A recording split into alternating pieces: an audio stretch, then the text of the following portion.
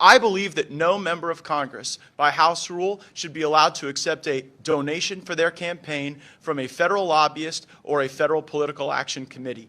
That money all has strings attached to it, and anybody who tries to tell you otherwise is lying. And when members take hundreds of thousands of dollars from lobbyists and PACs, they work for them more than they work for their constituents. And guess what? I intend to offer that amendment on the House floor in January, and I already have Democrats ready to vote for it, maybe even all of them.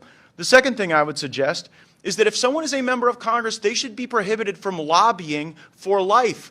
Why is it so hard to say that you should choose one side or the other to be on? You're either in the law-making game or you're in the influence peddling game. And those who choose to be in the influence peddling game, go ahead, but you should sacrifice that when you get the privilege to represent 750,000 people. I intend to offer that amendment on January 3rd, and I expect that there will be Democrats voting for it. I will also introduce an amendment to have a ban on members of Congress trading individual stocks.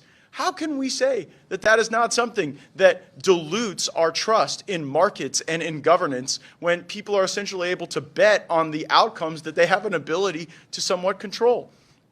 And I expect Democrats to vote for that. And finally, I would observe something that has really worked well in the state of Florida, a single subject rule. A bill coming to the floor should only deal with one subject. I was incensed as a freshman when I had to vote on the Farm Bill and whether or not to authorize war in Yemen in the same vote.